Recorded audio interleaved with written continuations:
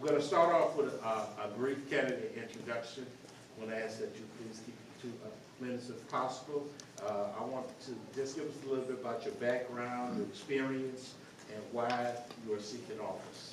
I'm going to first, we're going to be talking to our candidate, Ms. Angela Roberts. The other candidate appears we will bring them in, but this time all my questions will be directed to you, Ms. Roberts. So Ms. Roberts, the floor is yours. Thank you, and thank you for having me. So my name is Angela Roberts. I'm a mom of 3 children. My youngest son has autism.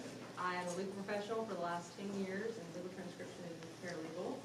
I'm a court-appointed special advocate, which is a CASA. I've done that for a little over 4 years now. I just feel like our government should work the way that our families do, responsibly and with accountability. I was raised that if you have a complaint, you should also have a solution, so I would like to be that solution. Thank you, Ms. Roberts, for that brief introduction. We're going to start off with the question. And these are going to be my rapid questions, and these are going to be just basically 1 or 2 word answers. It's just 3 questions. And the first question being, we know that the last person who was in the seat left and resigned without completing the term. Would you make the commitment, if elected, that you will complete the term? Absolutely. Full term? Absolutely. The next question is one of Reverend Anderson's favorite, deals with blight and signs and things of that nature that you put up in campaign. Will you make a commitment at this time to remove all your campaign signage within 30 days after the election results? I will plan to remove them within the week, if not days, after. We have a whole team, and I'm sure we are all committed to picking up on Look, stuff. her team is tired. We'll talk about it. I mean, we can get it together. We'll get it done. Okay. We got you. Okay.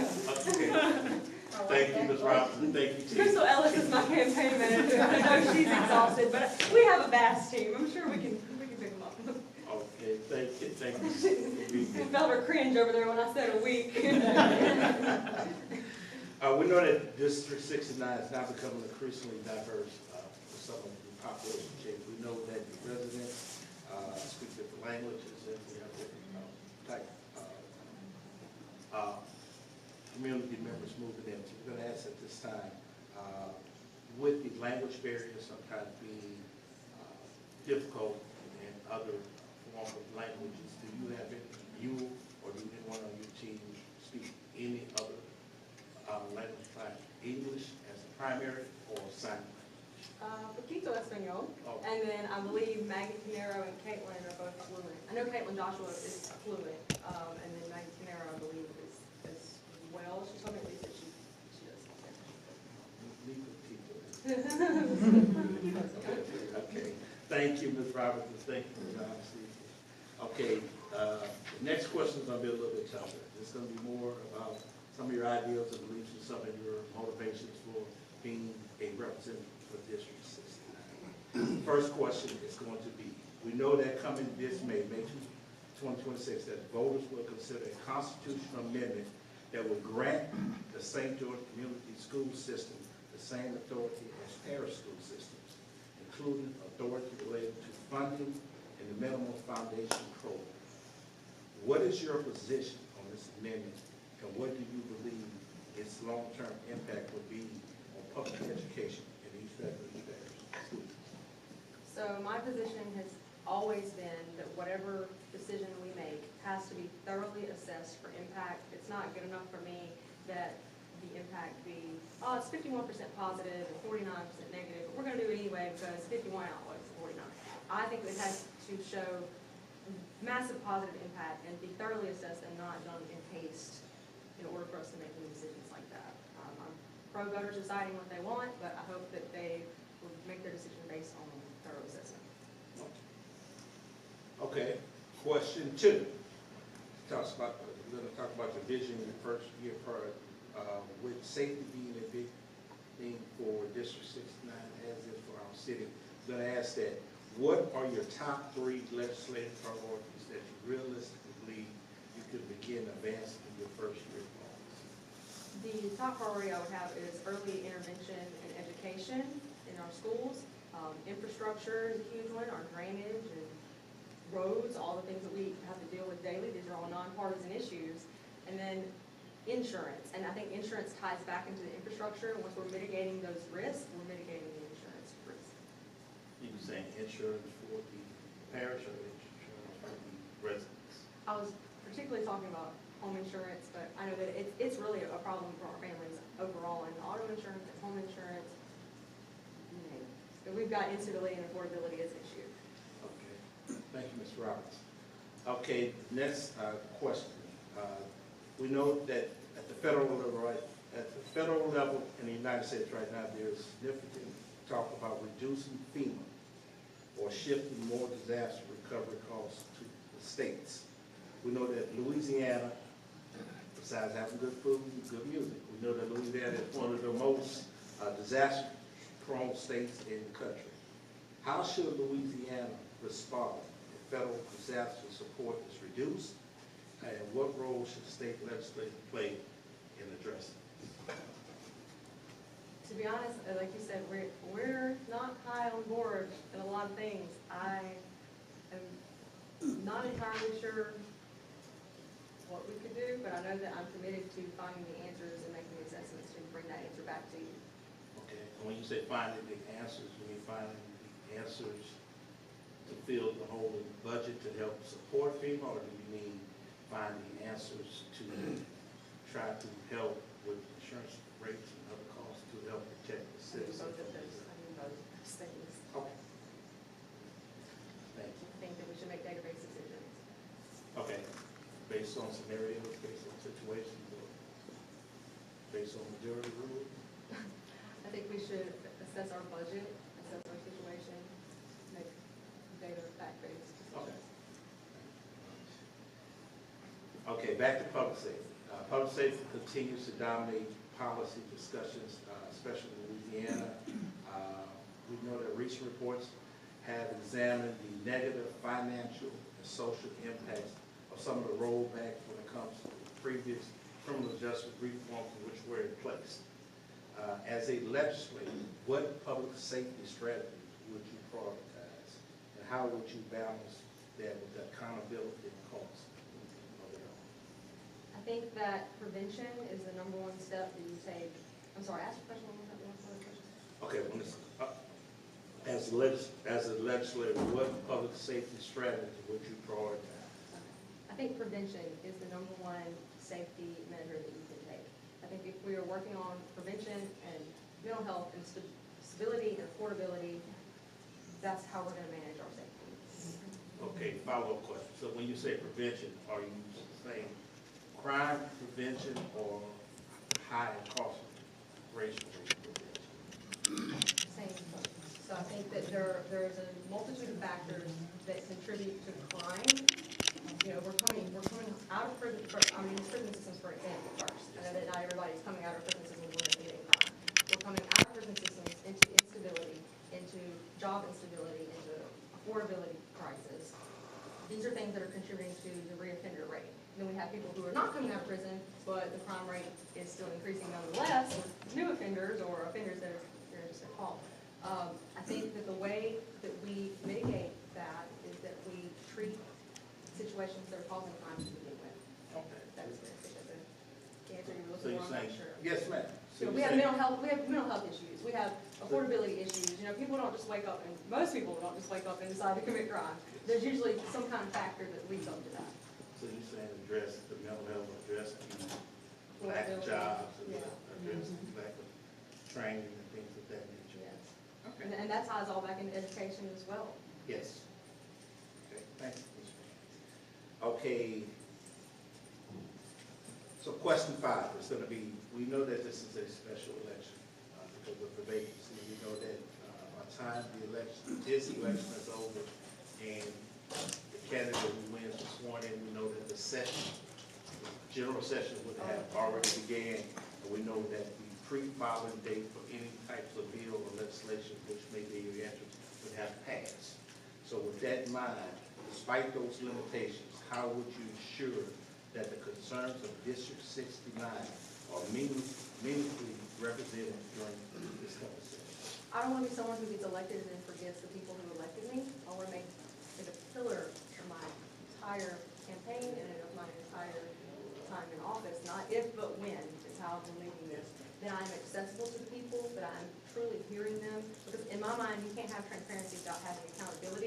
otherwise, I mean, as we've seen recently, people kind of just transparently telling us what we're doing, what they're doing wrong to us. So I intend to be accessible to people, and I intend, win or lose, to run again next year, because I want to be a voice for all people. So you're saying have regular town halls, listen to the people. You committed to that? I'm committed. Okay. Promise. Promise. I'm here. Okay, we know that besides the regular sessions that our legislature have, we know that we watched in the past year, or so, a number of special sessions that they call. And so we know that Louisiana has increasingly relied on these special sessions. And do you believe that this trend reflects positive, responsible governance, or why not? So what is it? Do you believe that the calling of the special sessions, as many as we have had, you think that reflects on positive governance, cost effectiveness, why not? Can we name one in particular? I have recent in mind, but you name one in particular. No, we had three last year. We had the one dealing with the Constitution, and then we had the regular session, then we had the one dealing with some of the amendments that didn't pass on the ballot. Are we talking about, the recess and drive, those amendments? Yes. Okay. So, we, as I said, we know that the governor has the power to call a special session, saying that we have to get something. Right. But we know that when this happens, it's a high cost Right, it's a burden on the upon people. taxpayer. Right, it's a burden upon And people. things of that nature. So I'm saying, as a legislator, would this be something you would support? Or would this be something I you think would this question? goes back to what we were saying before about assessment for positive impact. Yes. I agree with you that it's a bit irresponsible to constantly throw us into special session. I think that we should plan these things around existing elections if possible. Okay. We don't want our taxpayers bearing that burden. Thank you. I appreciate that. Okay. I appreciate it too, as a taxpayer. You're right, exactly. We know that, also, in the news, we heard a lot about the big project going on North Louisiana, Richland, Parish, which is good for jobs because it deals with data center and some of the infrastructure and some of the things which they're building. But we know Louisiana has seen growing interest in large-scale data center development. We know that these projects bring economic opportunities, but they also raise concerns when it comes to the energy use, concerns when it comes to water consumption, keep those needs flowing, when it comes to the infrastructure strain that it has on the land and the other supporting things around it. So as a candidate, what is your position on regulating new data center development for our state? I think that circles back into what I've said, is that we have to have a thorough assessment on the impact, but also, I'm sorry, last part, one more time, the new data centers. Oh, Yes. so I'm not anti-business, I'm not anti-workforce. That's good. Right, I'm not anti-business, I'm not anti-workforce, but we have to assess it and make sure it's gonna be a good plan, and that it's thought out, it's done well, and also the safeguards that are put in place often are put in place by people who benefit from those safeguards not really being checked and balanced. So I think that our safeguards have to be effective and enforceable. Okay, thank you. The next question is going to deal with the budget gap, which is possible, or which is said, because we know that our state faces a potential of a $500 million budget shortfall. This is due to the expiration of which was a temporary state tax of 0.45% tax, which was in place, which is no longer there. So with that tax not being there, there's a potential $500 million budget shortfall. How would you approach closing this gap? And also, what would you how could you or would you prioritize spending cuts, new revenue, structural reform, or a combination of some different things? in leading in transparency, I would have to tell you, there's some things I won't have answers for sitting here today Yes, ma'am. before we have the facts in front of me. Yes, My ma'am. commitment is to make sure that I assess those facts and the data, and hear out my people before we make any decisions. Okay. So you will, I'm familiar with the cut you're speaking of. yes, ma'am. I don't have a direct plan I can put in your hand, but I'm committed to making sure it's assessed and hearing. I appreciate your honesty. Okay, let's go to question 9 then. This deals with the growing number of the ICE detention centers and facilities which are being built, which is now here in Louisiana, especially up in the north, some of the northern parish, and some of the enforcement activities which come along with that. What is your position on the expansion of immigration detention, especially the privatization of some of these centers in our state? I am from an area that only has private centers. I am familiar with some of the issues with those. I think that when people are in fear, they hesitate to report, as we should. We should be able to trust our law enforcement and our legislators and the people above us. ICE is a touchy subject. I understand the need for security in that way, and not in border security is what I mean. But also, I am not a fan of our families being in fear. I'm not a fan of our constitutional rights being infringed upon. I don't think that we're handling things the way that we necessarily should, and that we should do things in a way that maintains our rights, everyone's rights, not just us as citizens, maintains everyone's rights, and cuts down on the fear in our public. Okay. Next question. I'm sorry, I want to specify that when I say the fear in our public, I mean a fear in our families to be in the public and reach out when something goes wrong. Not fear in our public as in fear of immigrants, I don't mean that. Okay. So we're clear. No, thank you. I don't want that misconstrued. Thank you for the clarification, Mr. Rouse. We know that Louisiana has experienced a troubling number of deaths in our prisons. We know that this includes the prisons, the parish jails, detention facilities, and other places while people are in police custody. We know that these numbers have been growing more in recent months. The legislature has oversight and authority and budget control over many aspects of the correctional system.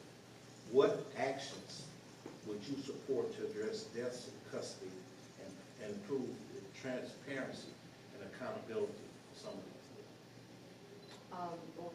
First off, I say it's absolutely unacceptable. I'm from Caterpillar Parish, and we've had that issue back home, just the same as I've seen. I mean, how many in the last 2 weeks of, you have to remind me what prison it is, but I see the news articles myself as well. Yes, Hunts, it was Hunts. I'm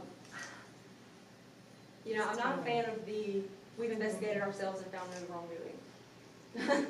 So I think, if we have to bring in outside agencies to hold people accountable, it's a shame because it's a cost we're gonna have to bear in the one hand, and the other hand though is that we cannot have this continue.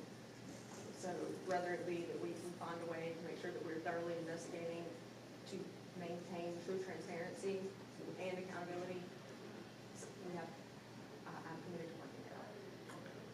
So you have no problem? I feel very strongly about it. You have no problem holding the proper people?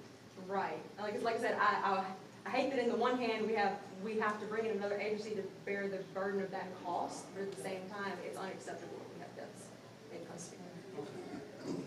So you concentrate more on transparency with the family? Right. And I think that the human life outweighs the cost, although it still has to be cost effective. I think the human life outweighs the cost of having to bring in another agency to investigate. Like I said, it doesn't sit well with me if we've investigated ourselves and found no wrongdoing. Okay, I'm going to take a brief moment at this time. I actually asked her 10 questions. She did a great job for answering. But I want to be respectful of the audience time and respectful of audience questions if there are any. So So at this time, I'm going to ask, is there any questions that anyone wants to ask the candidate? Yes, ma'am. So in touching with the Louisiana prison system, I'm very passionate about it because my only son back in 2016 was wrongfully convicted in New Orleans and received a 10-year sentence. So that's when that, and no one in my family ever been incarcerated, so that's what threw me into the public forum now of finding out about the laws and stuff like that. So one of the things I had brought up to my local state representative, because I live out in St. James Parish, was to get help with getting air conditioning in the prisons. It is horrible. You know, we are here with 110 degrees for the summertime, and there are fans in these dormitories. I think only like in the infirmary or in like the library or something like that. And my son had called me in the middle of the night and said it is so hot in here, he had to take a cold towel and put it on his face. So I even tried to get a meeting with the governor. That wasn't a success. Tried calling the Department of Corrections. Reached out to my state representative, and he came back to tell me that it's federal mandated. So I was like, okay, if it's federal mandated, then who do I need to speak with? I just went around in a circle. Also contacted Promise of Justice Initiative. I think they were doing something with getting the people who worked at Angola, the people who worked the farms and stuff, the outside, with AC for them, you know. So, but I've never heard anything back. So who would I contact in this situation? If you would know that answer. I don't offhand know the answer of who you would contact. What I Okay. can tell you is I've been known to be called the Google friend, is that people reach out to me all the time, and I will bring my same commitment that I have in my personal life into finding those answers into my role as legislature, to make sure that I find those answers and would provide them. And also, I'm sorry that that's happened. Thank you. Crystal you look like you raised your hand. No, I have a question. Oh, okay, sorry. Yeah. But also, I also am aware of the air conditioning issue. Yes, that it we've had is in terrible. It is and awful. it's And so I hot. want to say that, you know, we have laws against cruel and unusual punishment. Yes, And we don't reform people by throwing them into prison and treating them like animals. exactly. And Because there are the people prison too. treatment is awful. It is horrible. And then when you call the Department of Corrections itself, like right now, my son, praise God, he's almost coming home in 4 months. He was supposed to go to work release back in December. Been calling, oh, they haven't signed off the paperwork. They haven't signed off the paperwork. Call the Department of Corrections. So I called the Department of Corrections. What's the inmate's number? That's the first thing they say. I said, can you be more empathetic or sympathetic? This inmate is a son, okay? What's my son's name? They don't care at all. They're horrible. You know, what's the inmate number? And that really upsets me. And I can tell you, I have loved ones who are incarcerated as well, so Yeah. I feel for you deeply and empathize with you.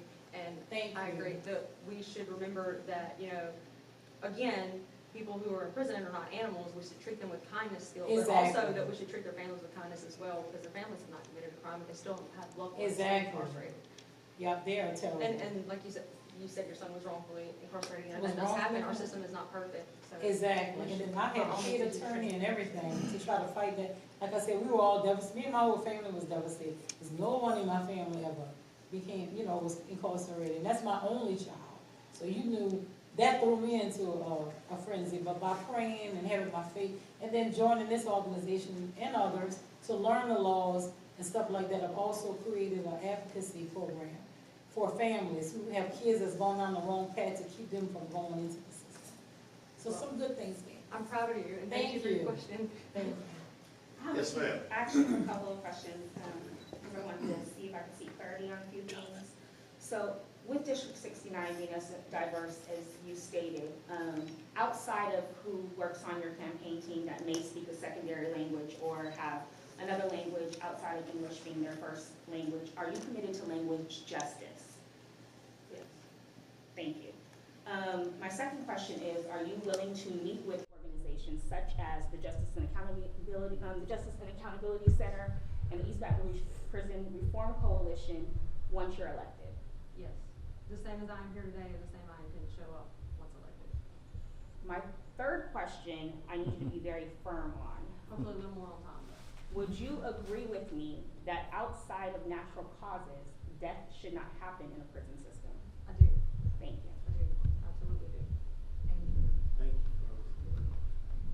Yes, ma'am. Of course. What is language justice? That is being committed to reaching your constituents in the language that they speak. One is using like proper pronouns. Language justice comes in various ways, right? And so you have constituents in District 69 where their primary language may not be English, and making sure that you are making yourself and the work that you're doing accessible to those who don't understand English. Also being respectful of the languages, the cultural language that people use aside from the language that they speak. And I would also like to say that that is something we're currently working on in the campaign and will continue to work on once elected, is that we are actually actively working on not only just translation, but because Quito Espanol, I would like to myself be able to make that video and not just rely solely upon a translator. And in doing so, I've reached out to community members who will help me hone in on the language skills that I do have, so that my communication in that video is not clunky and is clear and transparent. Yes, sir. Hi, my name is Demetrius Bradley. I am interested in veterans. We train our guys, we send them out to protect our country, our nation, our state, and sometimes they come home broken. And when they come home broken, sometimes find themselves a justice involved veteran. And our Department of Correction does have cognitive rehabilitation. But because of the training and because of the trauma that the veteran has experienced, are you supportive of legislation that is for cognitive rehabilitation and is veteran focused, rather than just saying, well, we'll just put them in a group with everybody else, because everybody else does not have the same trauma, nor do they have the same experiences. I do understand that PTSD can come from other areas in life, but PTSD from a military or a first responder standpoint is totally different.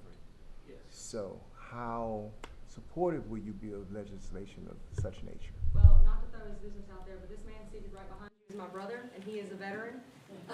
So I have a front-hand seat to some of those issues that you're referring to, and obviously, I understand it is a priority to me, and I understand that it's very different. He and I, while having same childhood, have now different backgrounds throughout the circumstances of our life, and so I do have a thorough understanding of the differences, and I do prioritize all mental health. May I substantiate her stance? Yes, She's not gonna tell my business, but I will. I am her campaign manager. I'm a U.S. Air Force veteran.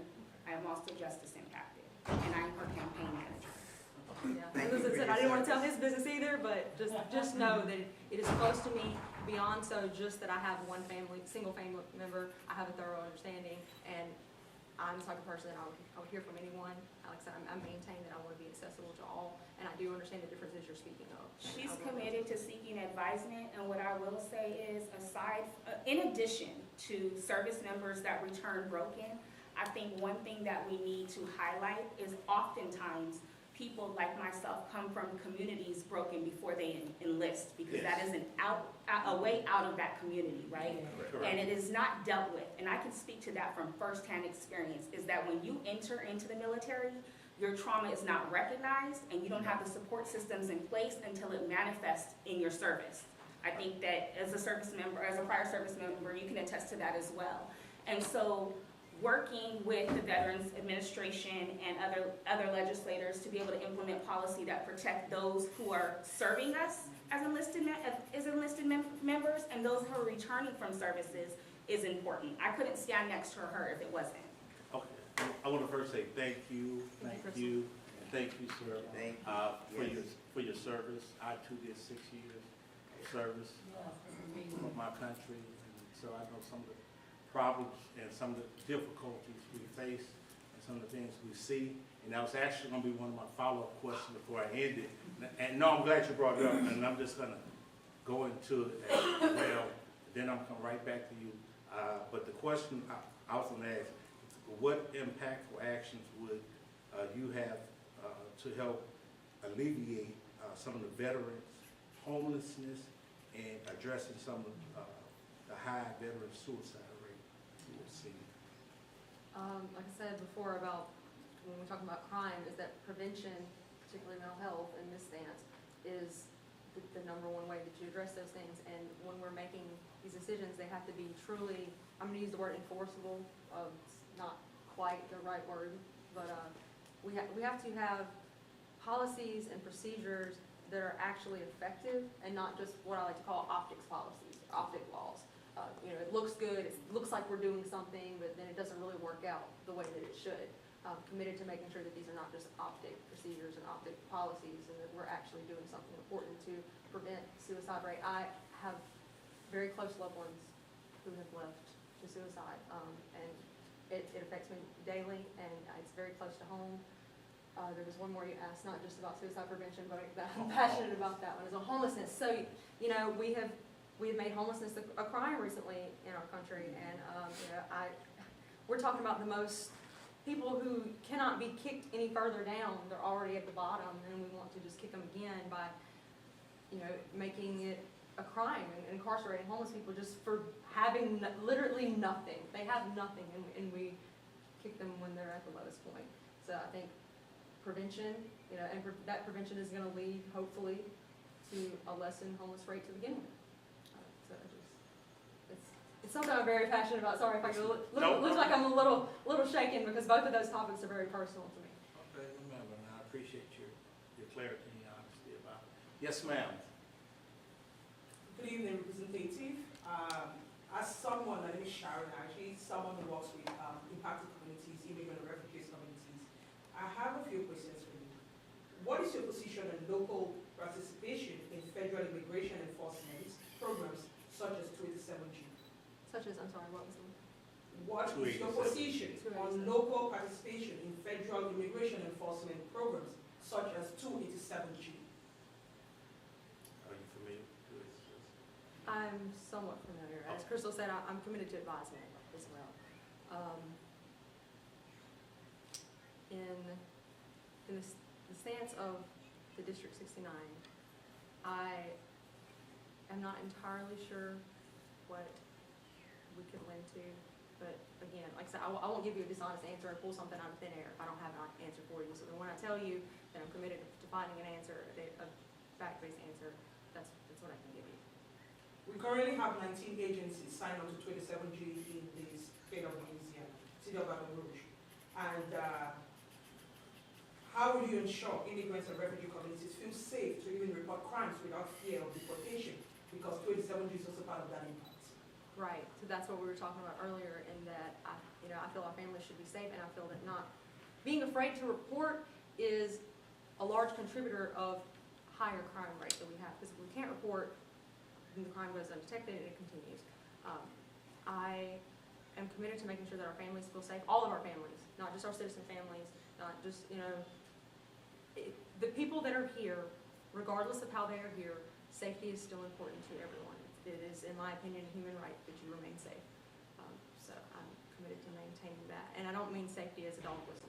I mean safety is truly safe, it's truly feel safe, feel at home, because this is our home at this point, whether it's documented or not. Thank you. Yes, ma'am. First of all, thank you for being here. A lot of issues that are very grassroots to our community have ended up in the legislature, whether it is the demonizing of our librarians, whether it is circumventing the will of the local community in education. And yet, one of the challenges of people who go to the legislature is that they are often very unfamiliar with items that are not in their own backyard, and yet you get to vote on everything that comes out of committee. And so my question is, in what way will you make sure, for instance, that you become educated on what 287G is and what that means to not just District 69, but what it means to the state? working with our librarians in this state who are under the gun, quite frankly, for legislation that is continuing to step into our local communities and taking that right away.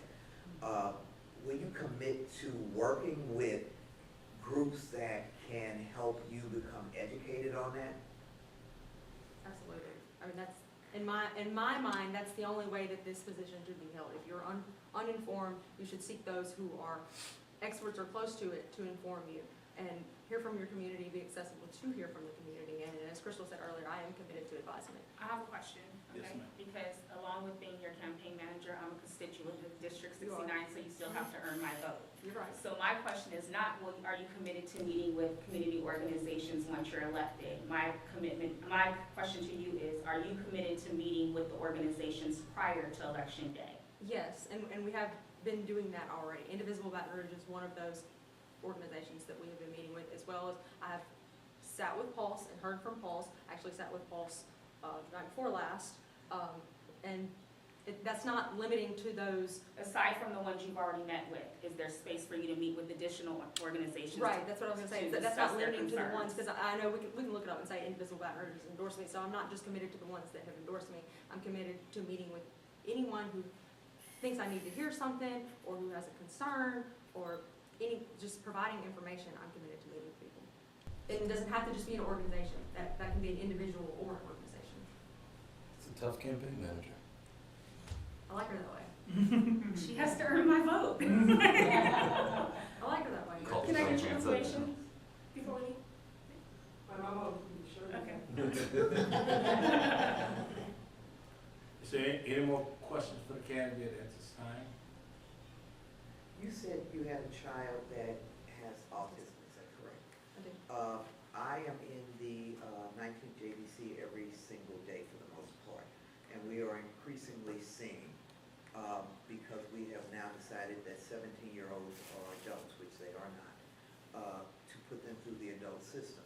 And a fair number of the young people I am seeing are behavioral health children. And I wear the hat of being the Children and Youth Chair of the Louisiana Behavioral Health Advisory Council. And so as a parent of a child with a behavioral health issue, where have you come down on a number of legislations, particularly regarding restraints, seclusion in classrooms that are coming out of the legislature, and particularly the issues around SAMHSA funding as it is coming down? I can tell you, I personally have had with my own child an issue about excluding from a classroom that is inappropriate exclusion. I think that we can tie a lot, because you're speaking of trying them older. I think we can tie a lot of that back to early education intervention. You know, if sooner we are getting that intervention, the sooner we are identifying, so that we can improve upon the education and improve upon the life transitions and path that these children will have. And you know, like I said, early intervention education is the cornerstone of all of our children, but as a parent of a child who has an IEP and who has autism, it makes a huge difference. We've benefited greatly from the intervention process. So. Yes, sir.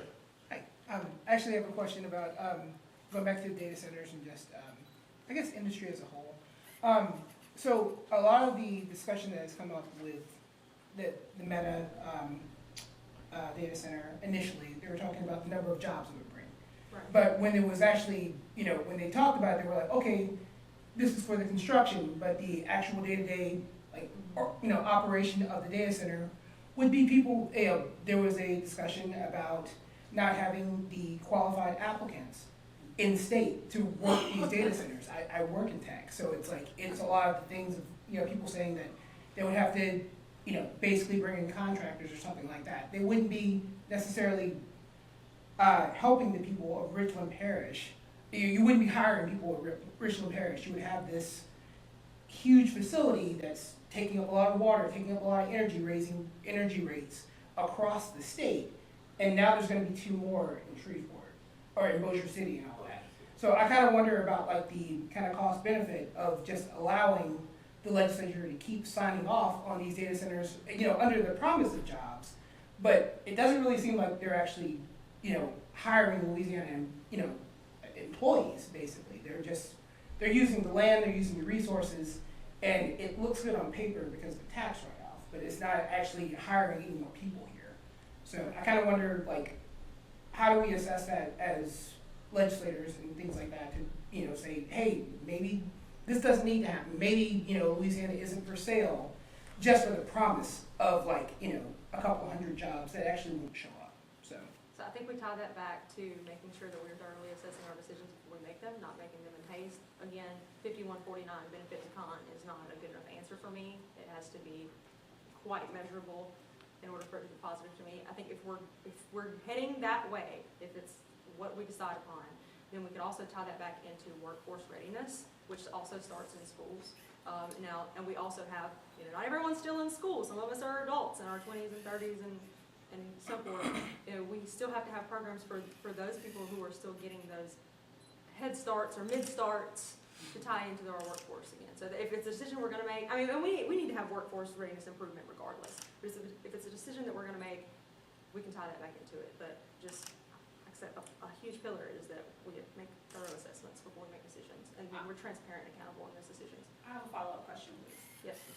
Some of the negative impacts of data centers are the high energy consumption, the high water usage, carbon emissions, local pollution and health risk, e-waste, and land use that typically impact communities that look like me, right? And so my question for you is, you smiling? I said right, yeah. And, right? Right. So my question for you is, the minimal promise of workforce development and workforce investment, is that worth the long-term risk it puts on a community?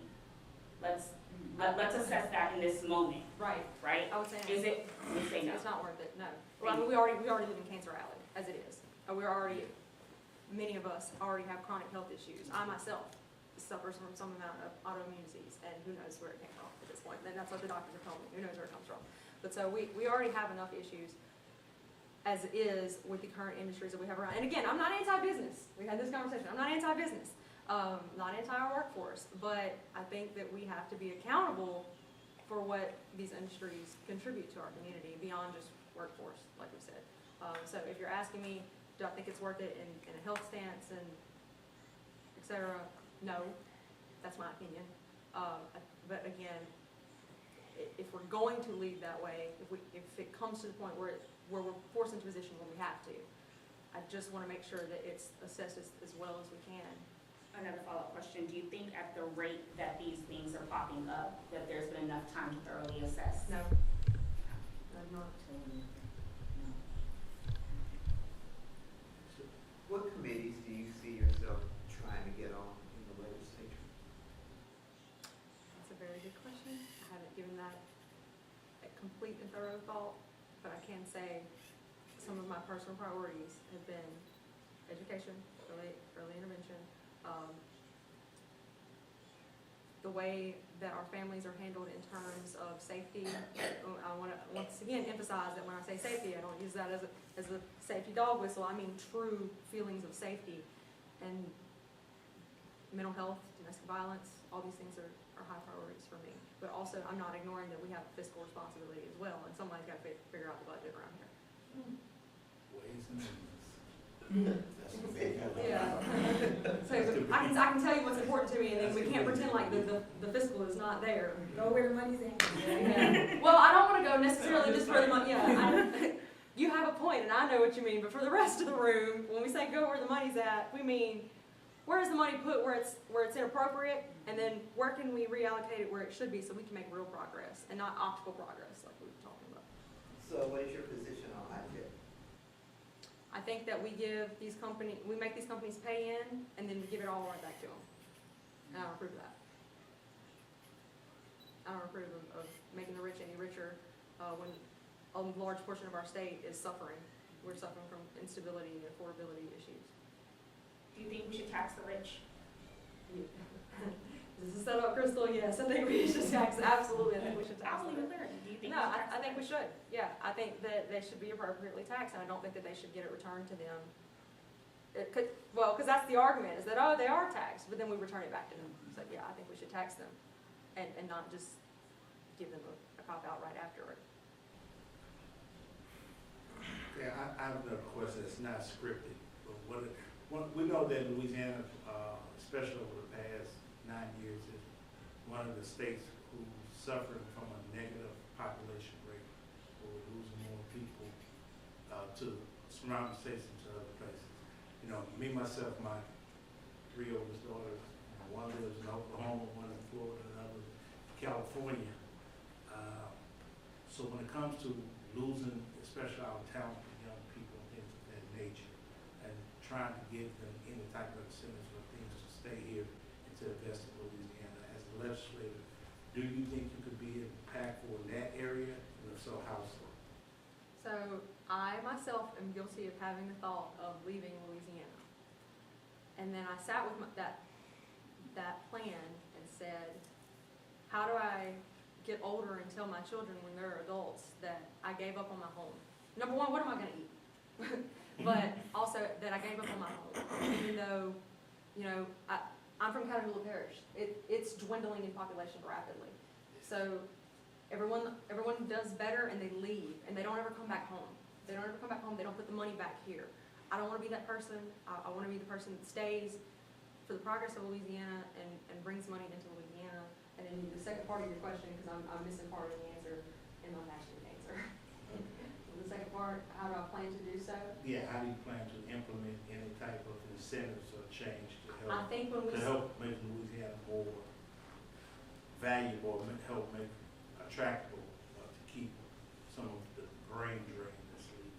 I think when we start implementing those things that we've been talking about, education, early education, workforce readiness, you know, not just programs for our young people, but also workforce readiness for those who are in the middle, who are in that, you know, not necessarily a head start, but a mid start, they need a little boost, need some help getting along. I think once we are implementing those programs and those policies and procedures, that's how we keep our people in Louisiana, and even hopefully we will bring people back or bring new people in. Okay. Thank you, Ms. Roberts. Any more questions for the audience? From the audience, I apologize. Okay, if not, I have 3 more questions I'm going to ask you. These come from some of our community leaders. First one is dealing with immigration, and says Louisiana has immigrant families who contribute to our workforce daily, especially our small businesses, and help with our tax base. What specific policies do you think you can support or bring forth to ensure that the immigrant residents, regardless of status, are treated with respect and have access to due process and basic protections under our state law? Long question. Yeah, I was trying to keep up with all of it. You know, everybody has, in my view, should have the right to feel safe, the right to have a livable wage, the right to feed their family and have a content life. And I think if we are impeding upon that, we're looking at we should be looking at how we're messing up as a people and as a whole. I think that just making sure that all of our families are feeling safe to go out into public, safe to carry out their daily duties is priority. Okay, thank you, Ms. Roberts. With that, this question came from some friends at the Public Defenders Association, and the question is, the Sixth Amendment of our Constitution guarantees the right to counsel, to have counsel present. Yet, when it comes to practicability of it all, the Public Defender's Office are drastically underfunded and do not have the necessary resources to give proper representation in a lot of these matters. What steps would you take as a state legislator to ensure public defender offices are adequately resourced to help meet the ethical and constitutional standards? And I think this goes back to what we were discussing about, you know, we've got to follow the money, find out where the money is inappropriately, and then make sure that we have the money to fund the things that are necessary. And I think also one of the things we can link to this, and it's not gonna solve the public defender end, but we just had this conversation yesterday, actually, that, you know, people use a lot, and Crystal kind of scolded me for saying the word jargon is a legal word, that not everyone knows the answer, you know, what that means. But so, you know, you have the right to represent yourself, and a lot of people don't even know this. We hear it and we don't even know it because we don't know how, because the system has been intentionally set up such that it is hard for normal people. So I think that education and making procedures more transparent, but also, like I said, in following the money and seeing where we can make those fiscal decisions and make sure that people do have access to public defenders, because it's not, the education is not going to happen overnight. Public defenders absolutely have a necessary job, and we need to make sure that people are fairly represented in all aspects. Okay. Okay, and one of my last questions is gonna be this. We know that a lot of times when people are elected or people get into politics, that sometimes they place their political parties and their political values over that of their common interests of the people in their districts and sometimes of their communities. How can we assure that you will maintain your commitment to your district and to your community over that of your political party's will? I know we hear the term "I can't be bought" a lot, but it rings true for me. It doesn't too much hurt my feelings if my best friend doesn't agree with me, doesn't like the decision that I made. My commitment is that I want to hear the people that are in my community or in our state as a whole state legislator. I want to actually truly be accessible. And sometimes, you know, the decision that my people want may not be the decision that I want to make, but that's the nature of the job. That's what you're signing on for. You're not signing on for your own self-interest or your best friend and your party's interests. You're signing on for the people and their interests and what they want. So I vow to be accessible and accountable to what the people want, not what I want or what my best friend and my party wants. Yeah. Yes, ma'am. And I would like to think, you know, us as a party that our goal is to align with each other. That's, I mean, technically the purpose of having the party is that we signal where our alignment is. But I think that it's more important that, you know, sometimes your voters are not your party either. That's true too. It's your community. Once you become that position, it's not, your people are not just the people that voted for you either. So sometimes there's people that didn't vote for you. You still have to represent those people. Okay. That's going to conclude all the questions I have, but I want to give you a 2-minute, I want to give you a 2-minute opportunity to close out. This is your close, your closing argument, your chance to tell the people and let the people know why we should vote for you and why you're the most equipped to handle the job and be the best candidate. Okay, well, first off, I want to thank everybody for coming out. I want to thank y'all for inviting me. I thoroughly appreciate the ability to speak. And I will say that while this is the first time I've ever ran, I may not be someone who's worked in this district for the last 30 years or advised someone before. I am absolutely committed to hearing from the community, to hearing from those who have more expertise than me, to being open to advisement. I think that's what makes me the best candidate for this, is that I actually will listen, and not just hear you, but also act upon what you told me, what you said, you know, the community expresses their needs. Again, thank you for having me, and that's pretty much my answer. Okay. But no, I want to thank you for, as I say, taking our time out of your campaign, out of your schedule, out of your knocking on doors and kissing babies to come here and give us a chance to actually hear from you. Yes, ma'am, you have a Just question? have a question because I came in late. What Okay. district are you? 69. Does that represent parts of Baton Rouge? Yes, So ma'am. it's parts of Baton Rouge as well as parts of the newly incorporated St. George. Okay, thank you. Okay, take a minute and tell her the boundaries. Yeah, I can tell you the boundary Okay. lines. Okay, so we're running Coursey to here at Goodwood, Government, actually I think it's Government in Goodwood. Blue Bonnet, Jefferson, PQ, back around to Tiger Bend, East Acre, parts of O'Neill, and back to Coursey. Okay, So thank it's you. pretty large. Is there anything else, Clark? We want to give you a